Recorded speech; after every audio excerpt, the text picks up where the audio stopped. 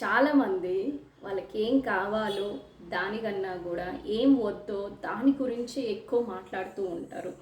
దాని గురించి ఎక్కువ థింక్ చేస్తూ ఉంటారు.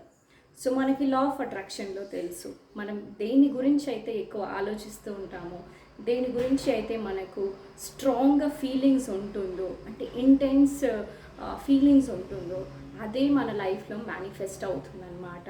సో ఇన్స్టెడ్ ఆఫ్ టాకింగ్ నాకు ఈ ట్రాఫిక్ వద్దు అనే బదులు ఇంకా ట్రాఫిక్ అంటే రోడ్స్ అన్నీ క్లియర్గా ఉంటే ఎంత బాగుంటుంది ఇలా మాట్లాడచ్చు అనమాట. ట్రాఫిక్ వద్దు అనకుండా రోడ్స్ అన్నీ క్లియర్గా ఉండాలి. ఇంకా నాకు అప్పులు వద్దు అనుకునే బదులు నాకు ఎక్కువ డబ్బులు రావాలి. So do you understand the difference? So మనకి ఏది కావాలో దాని మీద మనం ఎక్కువ మాట్లాడాలి, దాని గురించి ఎక్కువ థింక్ చేయాలి. కానీ ఏది మన జీవితంలో వద్దో దాని గురించి మనం మాట్లాడొద్దు. ఎందుకంటే మనకి రాంగ్ వే ఆఫ్ ప్రేయర్ అనేది నేర్పించారు మన పేరెంట్స్. అంటే దేవుడా నాకు కష్టాలు వద్దు, నాకు అప్పులు వద్దు, నాకు కన్నీళ్ళు వద్దు, నాకు రోగాలు వద్దు.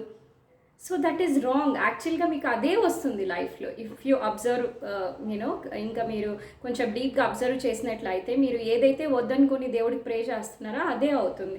ఎందుకంటే ఫీలింగ్ ఈజ్ ఏ ప్రేయర్ అని నివేల్ గోడర్ చెప్తారనమాట. అందుకే we should be very very cautious, చాలా జాగ్రత్తగా ఉండాలి.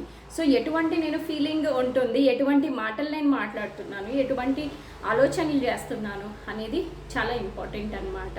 సో ఐ థింక్ ఇవి కనుక మీరు మీ లైఫ్లో పాటించారు అంటే మీకు కావాల్సిన దాని గురించే మాట్లాడండి, ఇంకా వేరే దాని గురించి మాట్లాడద్దు. I know this is very difficult because ఇది కొత్తగా ఆలోచించడం, న్యూ థాట్. సో ట్రై చేయండి. ఇన్స్టెడ్ ఆఫ్ మనం ఇన్ని ఏళ్ళు ఇలా సఫర్ అవ్వడం కన్నా అట్లీస్ట్ ఇంక ఇప్పుడైనా రియలైజ్ అయ్యి మనం కొత్తగా నేర్చుకోవాలి, కొత్త లైఫ్ని బిల్డ్ చేసుకోవాలని మీరు ప్రయత్నించినట్లయితే లైఫ్ అద్భుతంగా ఉంటుంది.